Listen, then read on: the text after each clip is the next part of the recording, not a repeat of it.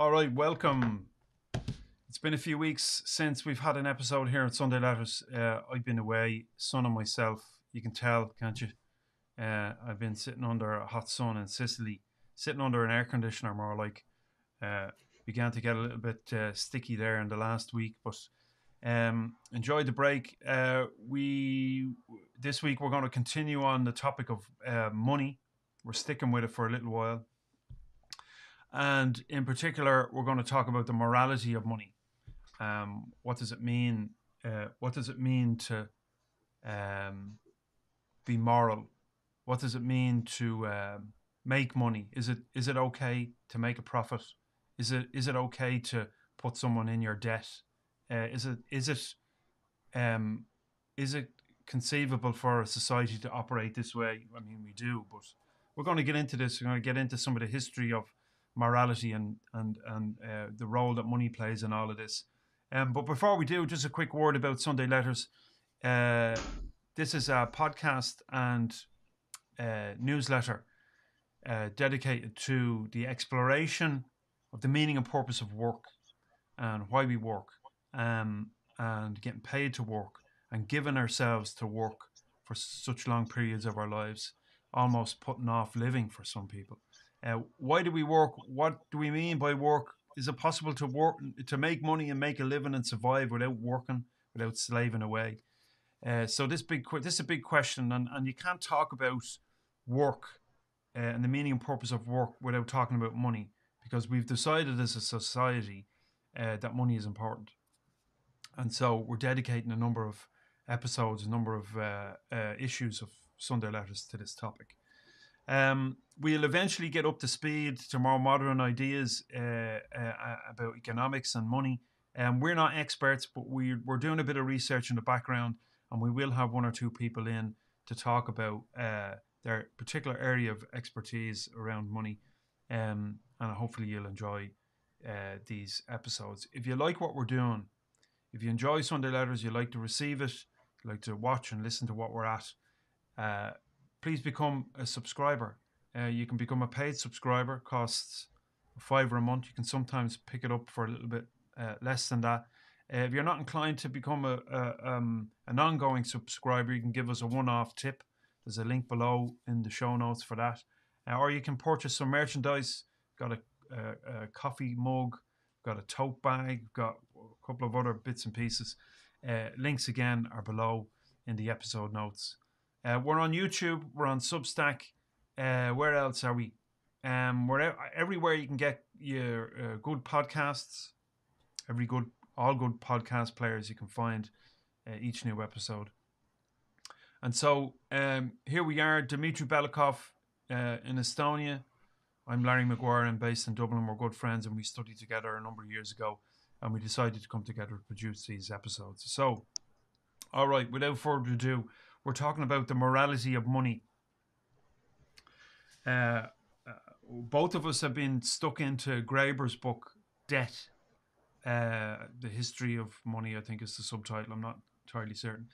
And it's a fairly substantial read. You're a little bit further into it than me, Dimitri, but maybe we can start off by having an initial conversation around morality, human morality in general, what it means to be moral. What are your views on morality? This whole idea of let's talk about it in terms of utility. We'll get on to talk a little bit about Marx later on, use value, exchange value in products, and so on. But what does it mean to be moral? Just in your own view, without any kind of, well, we can lean on other people's ideas. But what do you think it means to be a moral human being? Well, it's behave and treat behave among people and treat certain people treat people in certain way according to set of rules, if you will. So that's my crude understanding of it. Yeah. So, and also there are multiple views on that, on morality actually. So mostly it's the ideas fall into either two of the uh, notorious schools of morality, if you will. So there is deontology, and then there is utilitarianism or consequentialism. And so, if I see, for example, if my understanding of morality is something that society created, together, so come up with certain rules how to behave, how the rules of conduct, in a sense, in particular society. Then deontology, for example, and Kant, I think Immanuel Kant is a prominent figure in this. He suggested that there are a priori laws, or laws that exist, they are universal.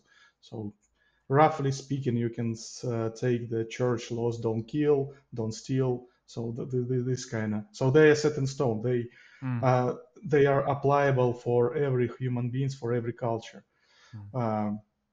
But then, so you need to adhere to them regardless. So they are sacred in a sense.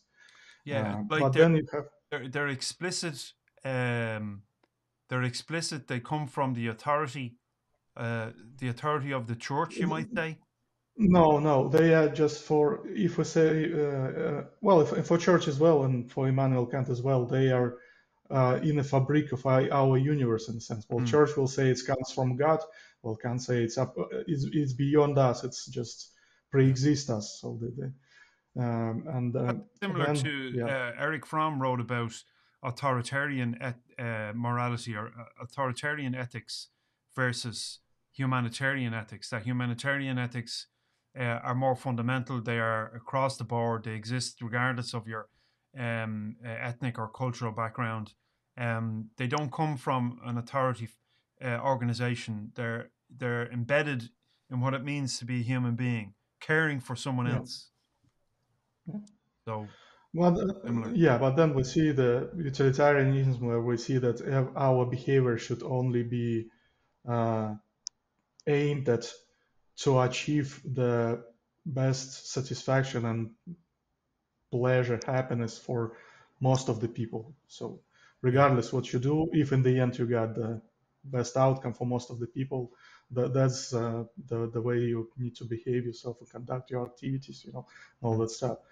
Also, in this regard, I would say that, for example, if we get back to this Immanuel Kant's idea that these laws, moral laws, are universal, well, it's largely was dismissed in a sense in modern times, because, well, not in modern times, but in contemporary time, because there is such notion as moral relativity. There was many research studies conducted that shows that different cultures had slightly different moral codes, so it's not universal. So it depends on, so our morality is invented, well, not invented, but created. All these moral laws created by particular society. In a sense, it's like a custom, if you will, how to live and how to treat each other in particular society. And it seems that this question seems to exist for us as human beings on an ongoing basis. No less at the moment when we see reports in the news of the goings on in the Congo, and our distance from it, or the situation in the Congo being that precious metals and chemicals and minerals and so on being mined from the ground, and the exploitation of children and of local people, millions and millions of people. And here we are in the West enjoying the fruits of their labor, often at the expense of their own lives, to extract these minerals from the ground. And so we have the luxury of our cars and our batteries and all of these lovely iPhones and so on, and people are dying as a result. And here we are enjoying these technologies, and yet there's people suffering. And we have to ask ourselves, well, is that moral? What's moral about it? Well, it's completely immoral in my view. But so we have this idea. It seems to exist in the minds of human beings in current times, that it's the loss of life is acceptable if we can get something. If there's something valuable that comes out of it, like it's almost like there's a utility and a value and a stamp, that we can stick on the life of a human being, and it's even well, it's obvious to see that people of a particular skin color, their lives are more important or more valuable than the lives of those with another skin color, or indeed your social status in society has attached to it a greater value than somebody else. You know, the street sweeper, for example, if we're going to talk about work, we don't value the street sweeper. We don't value the bin collector. We don't value the nurse, the police officer, uh, without whom our society would cease to function.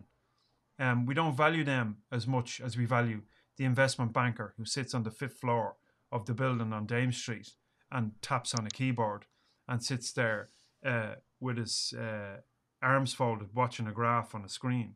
I mean, that seems absurd to me. And so we have this kind of screwed up idea of value, of moral obligation. And I'm wondering if we can, I don't know, well, we'll never untangle it, but maybe today we might be able to get into some of the basis of bases of these ideas and where they came from. You have some thoughts around Aristotle and his influence and the whole Greek philosophy and its influence over modern thinking. What had this fella got to say about morality and money in particular?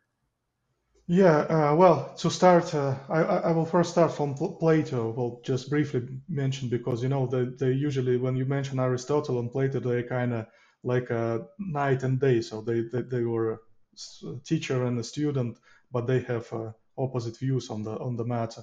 So and it's interesting to see how the Aristotle differ from Plato in this regard. So well, Plato, yeah, condemned, for example, if we talk about the money in commercial life, merchants in particular, at that time. So he condemned it because he thought that it corrupts an individual soul. Well, how he explained this? Because he said when you engage in the trading and pursuing of money, you kind of allow yourself to be guided by the desire. And for him, it was kind of not acceptable because he said we need only to approach our life with reason. So the reason is most important. And so if you follow your desire, then you kind of you are going the wrong path in a sense, I'm you a know. slave And to so it. he can, yeah, you're a slave just to your passion. So you are not a human being. Well, put it crudely. I mean, so and he kind of condemned all the merchants from local citizens, you know. So he lives in Athens, and so he even dreamt about this city-state, which he called Magnesia, which will be located in the place where there will be no gold or silver mines, you know, only just probably timber, some natural resources, you know, where you can keep your agriculture. So the small population, about 5,000 people, well, probably it was a huge population at that time, but the main point is that nobody from local citizens could actually participate in trading.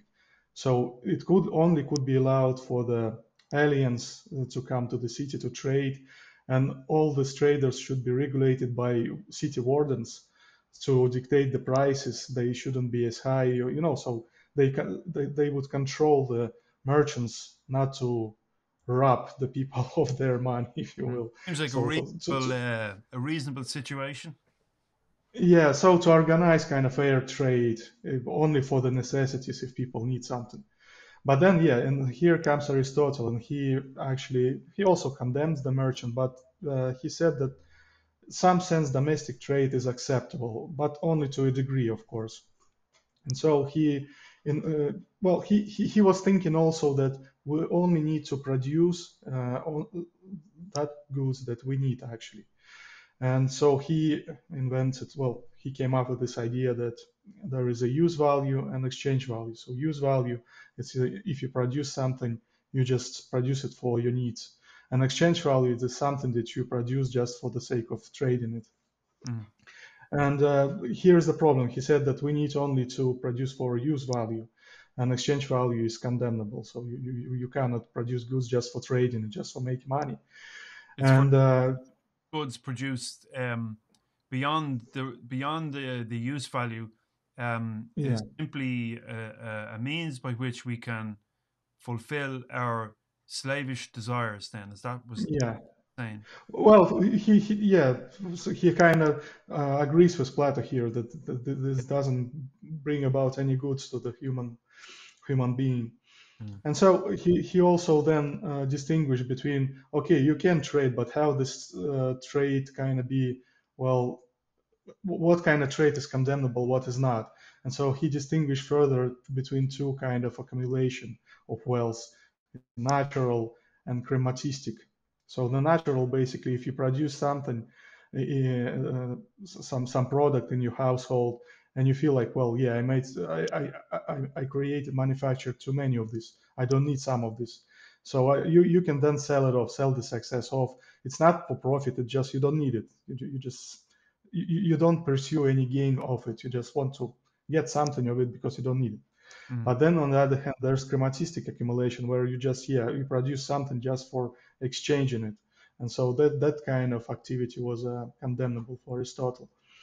Mm. And he goes on further because he said he had this whole idea that money is the social convention and they are just medium of exchange, and they're basically nothing, it's just a measure, measure of how much anything costs around. So it can be in itself an end, activity of an individual. Well, because at first it's never stops. You need the money to gain to spend it on something to get satisfaction. Mm. But if you just only pursue money, it never stops. You never get the satisfaction. You Mm. go and go there infinitely. So, and for him, it was an absurd. So to gain But something, you can see how to do uh, something.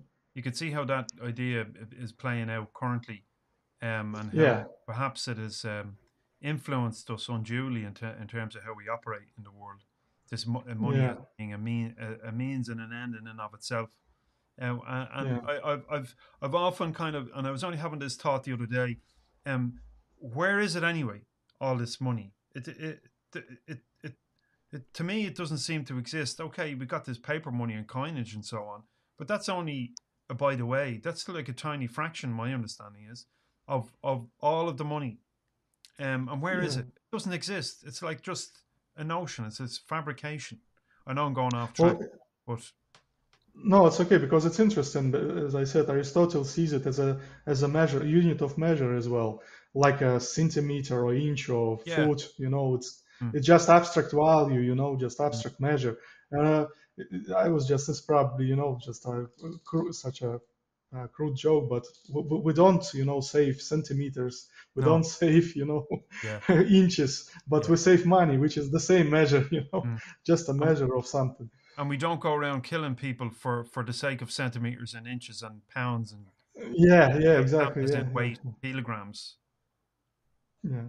What we So do. of course they are from different realms, but yeah, just if we put it on the same level as the Yeah.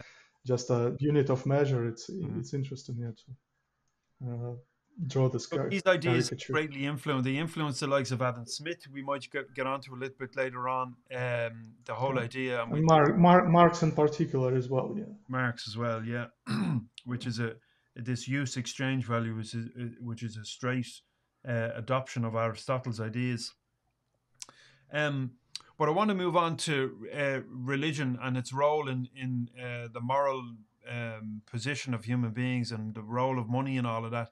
I don't know where you want to jump off, but I know from reading Graeber that um, round about in the medieval period in Europe, and this may be applicable in other parts of the world at different times as well. You had this kind of split, didn't you, between this split in Christianity between Protestants and Catholics, and there was a bit of a conflict around uh, um public holidays and people having time off, and the merchants and them wanting their people to work and so on. What was going on around that period, and what role did religion play in this whole idea of morality around money? yeah, that's interesting because the early church they actually stick to their transition to the ancient Greece tradition and condemn the merchant relationship as well, and commerce in particular, in general. Sorry. Uh, and I can see even parallel, because for them, first of all, the merchants engaged in a relationship where uh, assume it's assumed that you're gonna deceive and lie to the people, cheat to the people, so to get the profit out of it. And so this was the first point of their condemnation in religion. And the second was something similar to Plato. The Plato said that, for example, the trading was a province of the desire, so it's corrupting the human soul. So the early church said that, well, while trading, the people forget about the gods and about their health, soul health. So that's why it's also condemnable. So they're kind of further from church, further from God, while they Mm. engage in this sort of commercial activities. But then in the Middle Age already, the religion started to uh, kind of make amendments, to this sort of rules. They Themselves started, allowances, so to speak. yeah. So they already started to see some manifestation of trade as a necessary and pretty much uh, not condemnable, if we say so. Mm. So 3 points to make about it. So first of all, as one scholar at the time suggested, that if you, for example, buy something and you modify something and you then trade it for profit, that's fine. That there's no big deal. Then if you bought something for your household and then at some stage you don't need it, you can also trade it even for the profit. It doesn't matter. What was condemnable though, if you just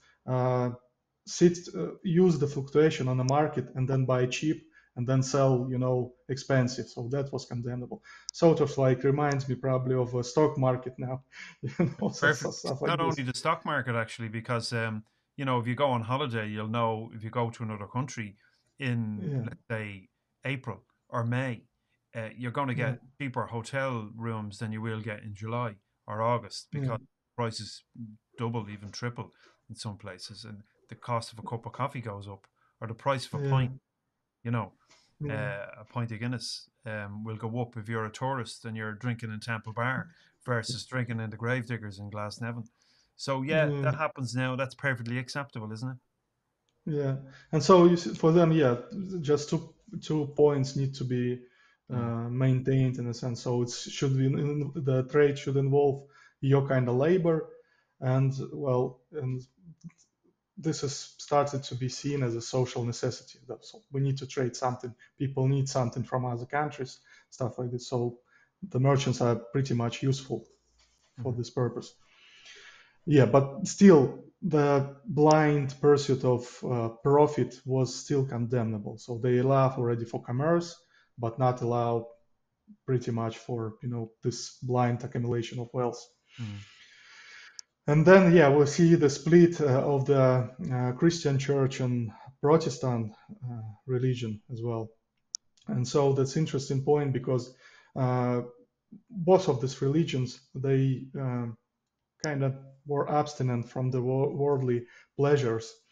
And they, for Protestants, actually, the only way to, well, the only road to salvation was to engage in what they say calling, that is, vocation chosen or put upon you by God. Mm. And so, and that meant also that if you see the situation where you can uh, gain profit out of situation, that means that God chooses you to do so. And so this is Convenient. your holy, yeah, sacred duty just to go and get it. And Yeah. here's the Yeah. twist: you start to gain profit, but according to your religion, you can't spend it on worldly pleasure. So what do you need to do? You Yeah. just Yeah. engage and you call and just accumulate it infinitely, Yeah. all Or this money. Yeah, do so and you hide it from the public, and it seems that yeah, yeah, these ideas have been ever increasingly corrupted, and you can see it yeah, playing. Um, let's say in the, for example, the Republican Party in the United States. They become obscene in not only the Republicans, the Democratic Party in the United States as well. It happens everywhere. Politicians become corrupted and infected by corporate mm, interest, and how corporations, they slowly but surely creep in, and then they become the political system. And so all moral grounding is gone when it comes to mm, making money. And it's okay to put on a show and tell a spoof um, in order to achieve your ends. What are your ends? Well, my ends are commercial. Uh, and this idea that it's okay, and the ever increasing accumulation of profit on top of profit on top of profit is okay, and mm, even the loss of human lives is okay in the pursuit, becomes okay in the pursuit of this profit. And I can quote the Bible and my religion, because my religion says, this book here, this sacred text from God, says that I can behave. So all bets are off. There is no moral foundation to my behavior, because God says I can do anything I want. I have the blessings of God, so off I go, and I can drop 2,000-pound bombs on top of people, nuclear warheads on cities and so on, which the United States. It's a feature of this kind of psychopathic, ever increasing psychopathic behavior, but only by a few, right? I mean, I know we are subject to the behavior of these people that we put in charge of our economy and of the affairs of our government or the affairs of our state. And oftentimes we feel like we can't do anything about it.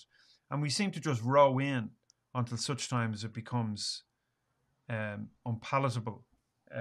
But there is, I might be going off a different track now, but it's all connected. And our whole sense of morality becomes skewed. And we have this distance, this social and cultural and real distance between us and those who are suffering at the hands mm, of governments, uh, the invasion and the occupation of countries. For what? mm, Well, for the security of resources of that country. Africa has been raped and pillaged for centuries by colonial forces, and their interests. They'll paint a picture that they're doing it for a good reason, and they're protecting society and protecting democracy and all of this nonsense. When really, um, the only reason they're there is to secure their own corporate, financial, and political interests. And so this is where you can see how it just inflates and has become so perverse. Uh, well, like you could argue with me, but it seems to stem from that idea that's it somehow becomes okay to just take a little bit. I'll just take a little mm, bit, and then everyone sees someone else taking a little bit, and they go, "Well, it must be okay, so we'll take a little bit as well." And so it just inflates and inflates, and over time, we just lose all moral perspective altogether, and people have no value, and those with a darker coloured skin have even less value than those of a lighter coloured skin. It seems to me that this is the way that it goes. Maybe it's to our ultimate destruction. If but we've lost it. I think we've lost it as a race of people. What do you think?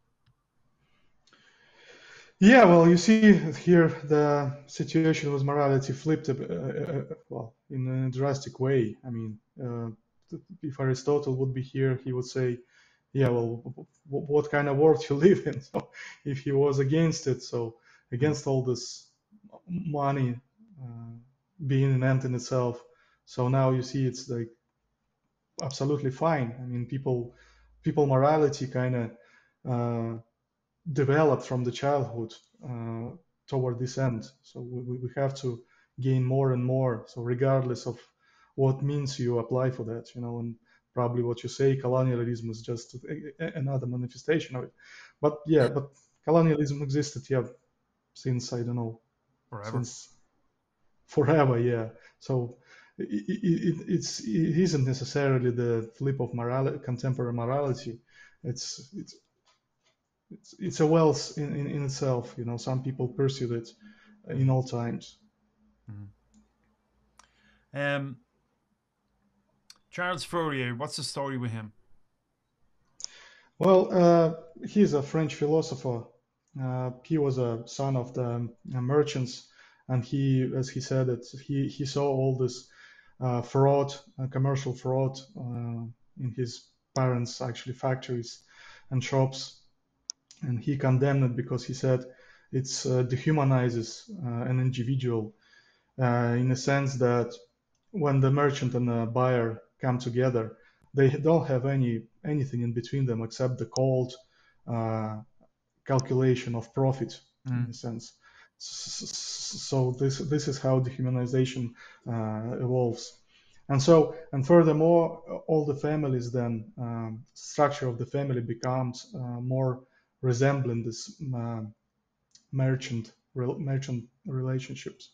So So, utilitarian in a sense. well, yeah. So all the family relationship becomes sort of an exchange based on an exchange, of Mm. something. And so, yeah, he dreamt of the society where it could be eliminated, so people would not be subject to such pressures, economic pressures, and commerce pressures. And then after Fourier, we have the Marx. Yeah, which basically draw a lot on Aristotle, and especially on his use and exchange value. What he also mentioned that in capitalist world, there is now what he uh, called commodification. So that's the idea that increasing amount of goods were just made for exchange value, basically for trade. They don't bear they are not traded for the use value. So for to satisfy human needs, just for making profit. And moreover, he said that this kind of activity, the capitalist activity, and his distinction to labor class and master class, it involves exploitation, necessarily exploitation, of course, of the labor class. Mm. And so that's why, for according to him, this is sort of a bad. Well, he didn't apply it from the moral perspective, but he sees it as a bad side of capitalism for sure. Mm. That people were Uh, oppressed in the pursuit of money. he saw it turns into the exploitation of the proletariat, the exploitation of ordinary everyday Yeah, workers, yeah. um, and so is destructive to society and the movement of wealth to the minority in society. That's what he was pointing towards? Yeah. So for him, yeah. So surplus value was price difference between prices paid for labor and price for what you sell actually on the market this item. So he said there where capitalists rob the working man because they can decrease their wage, and then you get a increase in your surplus value, Mm. and you get it to yourself basically. Mm.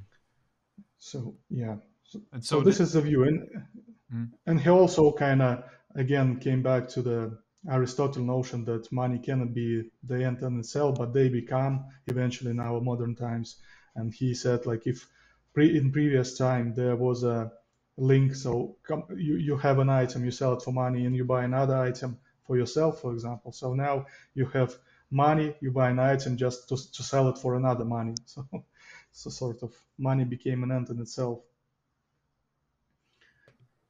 so let's go back to when it's not like this is a linear process. It's not a linear thing.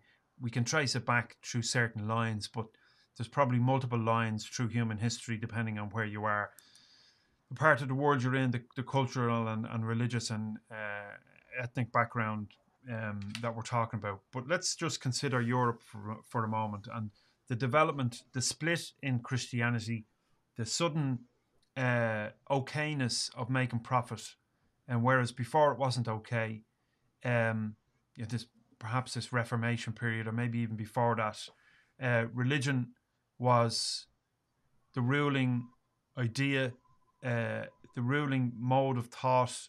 There was no place for science. There was no place for objectivism. There was no individuality necessarily. You were just an object in the hands of God. God. What happened was an act of God, um, and so religion and Christianity in particular held sway in Europe. But that didn't stop this pursuit of resources, of land, of profit, of power and control, right?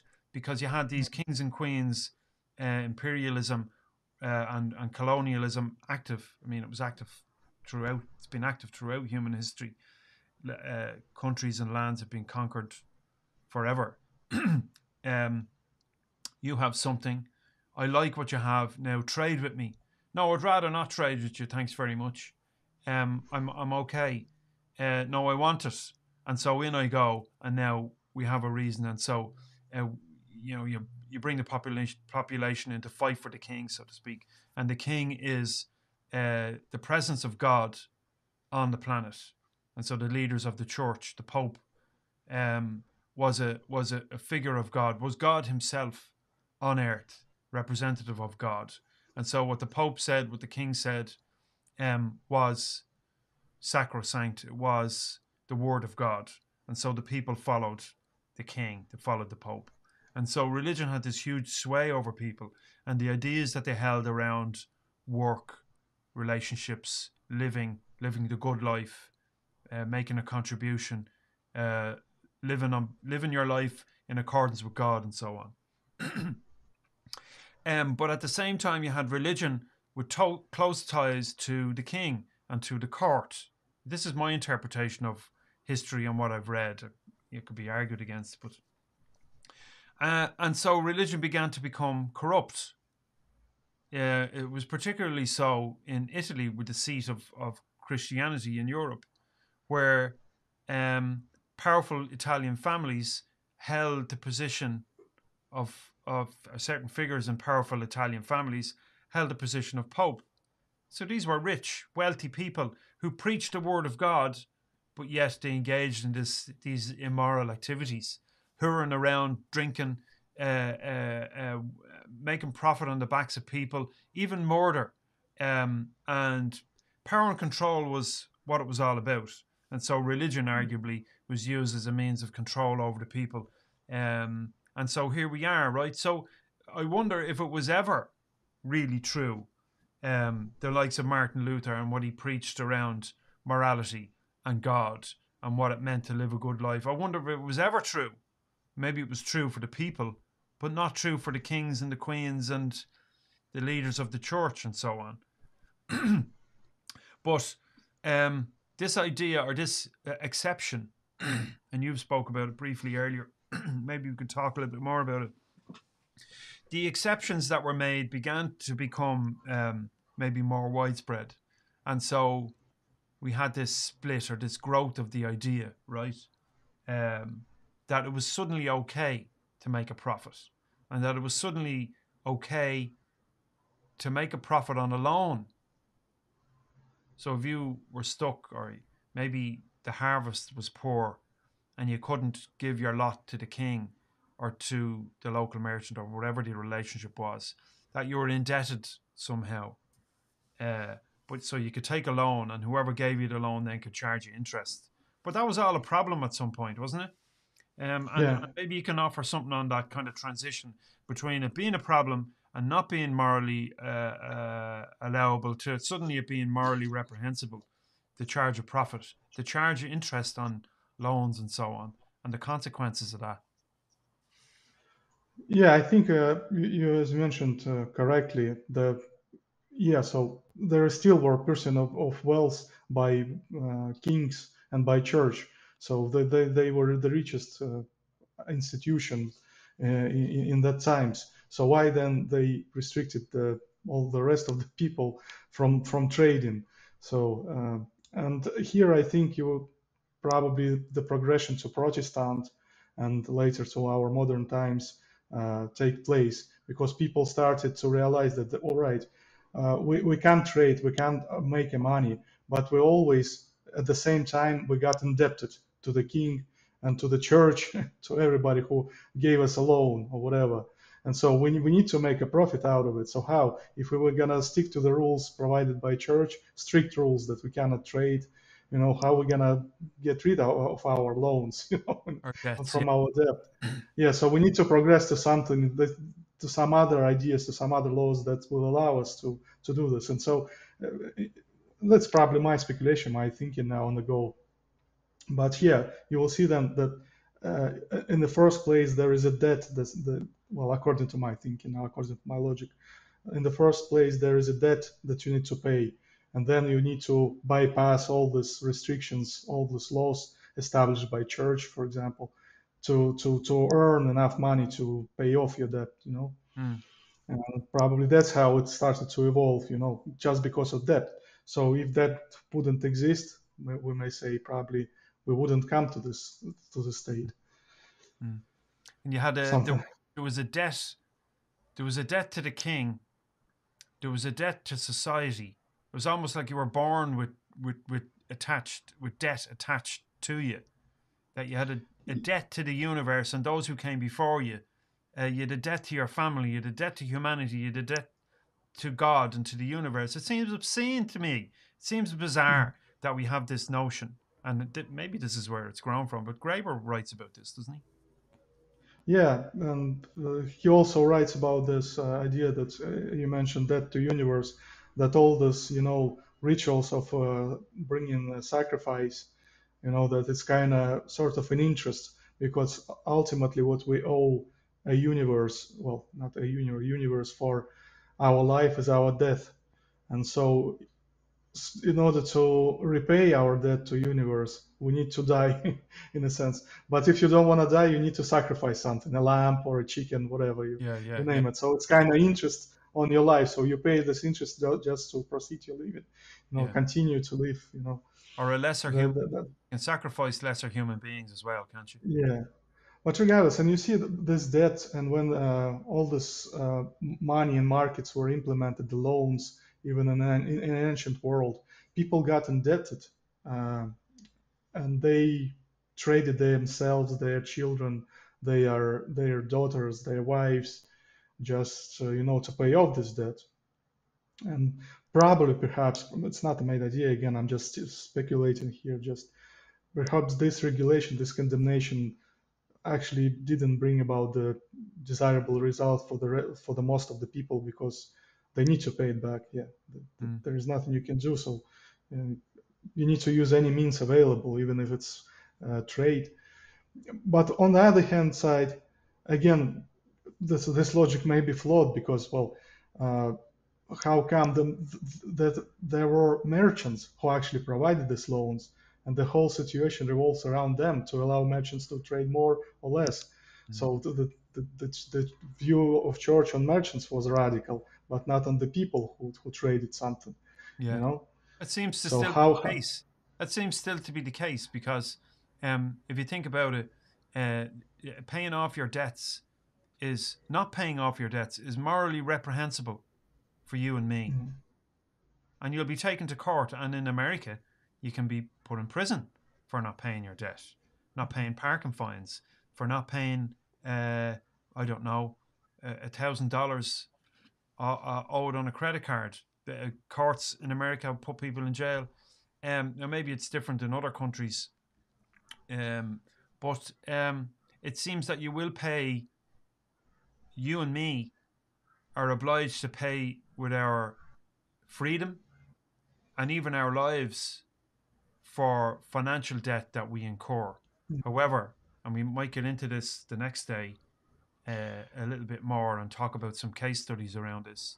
I mean, everybody knows these stories. We probably don't need to outline them, but organizations don't need to repay their debts.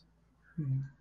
What's interesting about, and sorry to interrupt you, I get back to the debt, and I think it was in Graeber's book as well, because, and here's probably there is a link, between religion and merchant, because first of all, religion in medieval times, they were sort of one source of loan for the people. So they received a huge amount of donation, and they could give a loans to the people, to the merchants themselves. And so commercial loan, they had a rather huge interest. And so for them, probably to allow the merchant activity was even beneficial, because you will probably give them a loan to the merchant for the large, interest rate. Mm, And so if they even lose something, they're going to be robbed, they still owe you. So the church would be still a beneficiary in a sense. So yeah. probably that was kind of, that's why they transitioned so not to condemn the merchant, because they started to make their loans themselves to the merchant to make their own money, mm, to accumulate the wealth. mm. Um, But it does seem to me, and we might just wrap it up on this point, uh, get your thoughts on this. But it does seem to me that we have, as a global society, maybe I'm talking about um, the northern hemisphere, maybe I'm talking about what we might refer to as the Western world. Western industrialized nations have become so uh, focused on the material, and we've forgotten the human being. There's no, okay. So some of us see the humanity in other people, um, but some of us don't, and certainly not our political leaders. mm, Uh, we seem to be so easy to forget uh, about the human being at the end of the transaction. Our work mm, is transactional. We're browned off at work. Uh, Depending on the research study that you use or that you refer to, anywhere from 30 to 50% of working people, adult working people, are unhappy, whatever measure you want to use of happiness, or unhappy, disengaged, uh, unfulfilled, and so on in their work. So we're working as a means to an end. Um, our our governments operate on this utilitarian idea. It's okay to see 37,000 or 47,000 people die at the hands of the Israeli army, for example, for the sake of land and for the sake of religion, for the sake of power and control. I think religion's used as a as an excuse, really, but for the sake of power and control. So we've lost, certainly at the top level in our society. We've lost, if we've ever had um, our sense of morality and our sense of humanity, because it's okay to give up our lives at work that we don't like. It's okay to uh, spend our money on stuff that we really don't need. It's okay to leave people sleeping in tents on the street. It's okay uh, for millions and millions of people in Britain and in France and the United States and so on to be living on the poverty line. And so all of this is okay because that's just how things work. And I think we've lost our sense of connection with one another and of our humanity to ever increasing levels. mm. The planet's on fire. Europe will be ablaze this summer with temperatures way above the norm.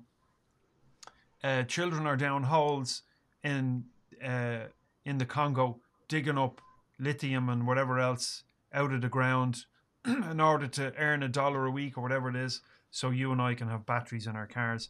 I think we've lost it. Now, there's good in the world, and don't get me wrong. I don't want to be completely pessimistic. I mean, money can be used for good, to create good things, and there's plenty of positive things happening in the world. But I think I can't ignore what I see. I don't know what your sense of it is, but something needs to change in our whole relationship with one another, how we use money, who we assign responsibility to run our affairs, and so on.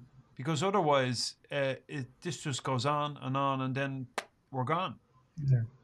You know? Well, I suppose, I don't think we lost our humanity yet, because we still have a sort of still in a, put it crudely, communists deep inside, because Mm. within our families, among our friends, we still deal on some different level, operate on different level. Uh, Most of the time, we don't ask something in return if we do something for them, you know. Yeah. Even if just simple example, if I go to my sister, for example, I can buy something, for the evening, make a barbecue or whatever. I don't ask them like, well, listen, here's my receipt, you owe me, like. For me, yeah, uh, exactly. Yeah. yeah, yeah, yeah. So you just give it, and you know that later on, well, we're gonna meet someday. She gonna buy something, Yeah. it doesn't matter really, Mm. for that purpose. And Yeah. And this we kind of, and you're right. And I shouldn't be so pessimistic. But you know, well, yeah, I shouldn't be so pessimistic, and you're dead right because you know, we invest like we talk about. Well, first of all, we have to have the capacity to invest. If we're stone broke, it's very difficult to invest in our kids. But so, a very simple example: when my parents, when my parents' passed away, they leave something behind for their kids that they can share out. Please God, lots of families don't have this luxury. Certainly not in the Yeah. lower end of the working classes. When we go, when my parents go, they leave something behind for us. When we go, we leave something behind for our children. But there has to be a certain degree of equity in how we share the profits and resources in society. And at the same time, you know, I do agree with you Yeah. that sense that communism, well, communism has a bad rap. I mean, it's a misunderstood word. In the United Yeah. States, it's a dirty word. Socialism is a dirty word. But we have the concept we have, the images we see in our mind when you say communism, you think of Lenin and Stalin and the Soviet Union and all that kind of stuff. But that's not what communism is it? Yeah. It's just, how would say, from everybody according to their abilities and Mm. to everybody according to their needs. So, Peter uh, Kropotkin. We might yeah, do it's an easy as episode on. that. You just do. If people need something, you help them. If Yeah, you gonna in this situation someday, you just people gonna help you. That's the communism, and they don't look on how much value do you bear. Well, monetary value do you have? mm. Stuff like this. There's But a that's historian. I'm not sure where he's from. He might be German or Dutch. I'll have to confirm this. Rutger Bergman. Have you ever heard of him? no, I don't think so. Yeah, we might bring him in, his ideas into the conversation because he has a lot of valuable input on this topic, and argues against the idea that human beings are utilitarian in their approach to one another. Yeah. So we might bring in that the next time. Lots more to talk about. We in future episodes we want to get chatting about MMT, right? Bringing the conversation more up to date. Modern monetary theory. I want to talk about where that came from. A little bit more on the economics of money and its role. Um, Neoclassical economics is my understanding that it doesn't count money into the equation, doesn't include it. Money is not part of the economic model, which for some thinkers is bizarre. But it seems bizarre when it's such an important thing. It's not merely a means of exchange. In other words, I suppose. So we're going to talk about that. There's some other stuff we want to talk about. So we might leave it there. Have you any final comments? And we're talking about the morality of money. Any final thoughts around money and its morality, the morality of money and how we use it, that you want to finish up with? Well, I think I've said everything about it, what I wanted. Probably, yeah, the biggest concern about my biggest concern in present days is the whole notion of this debt, which existed through ages, and how we're all kind of obsessed now with this debt, overwhelmed by this debt. We need to pay rents, we need to pay for everything, and for that we need to work to pay off our debt.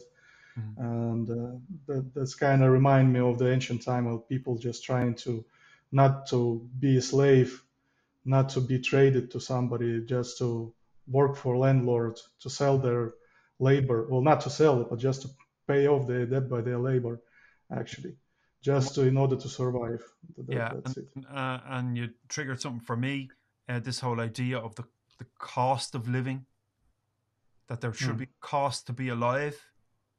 Again, it speaks to this whole idea of utilitarianism, that human beings exist only as a means to fulfill an end, and that life is not valuable in and of itself, really, when we talk about the cost of living.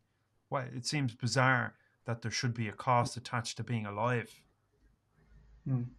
Is it not your right to live and exist and to have a comfortable life and a roof over your head and food on the table? Is that not a basic human right? Do we really Yeah. need to fight and kill ourselves and one another to achieve that end? It's bizarre. It's bananas. Yeah, but for that purpose, you said you have a roof above your head. Uh, Again, back to Aristotle in his time, what was most honorable activity is basically when you're self-sufficient and you provide for yourself, or basically agriculture, what Yeah. he meant by that. So, but nowadays you pretty much can self-sustain, you know. Mm. You can't go outside of the city and live that. Well, you can, but it provides another sort of problems with that as well. Mm. Okay. Because first you need to get there. Yeah. Well, most people living in a Yeah, concrete surroundings. What are you going to do? Plant vegetables on the grass verge outside on the street? yeah, Maybe I don't know. But back in the 40s, 50s, before that, and there are still some examples of it. People would work the allotments and be self sufficient in that regard. But an allotment not too far from where I am, there was this space in a little village called Inchicore, just outside the village, beside opposite the church. It was an allotment, and people would work the allotment, and that existed for forever. Uh, and there's a set of apartments in there now, you know. So yeah, all about making money off the land, and everything is ownable and buyable and sellable, and yeah. there's profit to be made and so on. I think it's destructive. Listen, we leave it there. We're coming up on Yeah. an hour today, and thanks for the conversation once again. Thank you, Larry. This has been Sunday Letters. We're on Substack. We're on YouTube. We're everywhere that good podcasts are played. In today's episode, in the show notes over on Substack, you can get the transcript. You can get PDF documents related to the topic that we've mentioned today. Dimitri might ping me over any PDFs that you referred to today, and I'll include them at the bottom of the. Okay. There was one particular individual that I wanted to get to, and I didn't get to. Was Peter Singer wrote an article in 1971 on morality, spoke in particular about the Bengal famine in India, where millions of up to 3 million people died as a result of, well, it was as a result of colonialism. The British and their activities in other things played a factor as well, but it's very similar to the Irish situation and the famine here on Gorta Moor that took place, arguably at the hands of the British and colonialism again. But anyway, we got an article from him that we'll share in the show notes, and some stuff from yourself. We'll include that too. Thanks for watching. If you like what we're doing here, you like the stuff that we're creating and the topics that we're talking about, please consider supporting Sunday Letters by becoming a subscriber over on Substack. It costs $5 a month. You can sometimes get it for about £4. You can also offer a one-off tip at whatever amount you want. There's a link below. Or you can buy some merch. I did have a Sunday Letters mug. I must get you one, Dimitri, and send it over to you. And we can both sip our coffee and look cool, you know. Yeah. Sunday Letters mug. Sounds cool. A promotional tool. But any contribution you can make, even if it's only sharing this stuff, posting a comment, giving us a thumbs up, it all counts. So thanks for listening. Thanks for watching. Thanks for being here. We'll see you next time with another episode. We're going to keep the ball rolling on money part 3. We'll probably be talking about debt in particular and what it means to be in debt and how we can get out of it and so on. Seems to be perpetual. Okay, until then, take care. Mind yourselves. Dimitri, I'll see you next time as well. Later. All the best.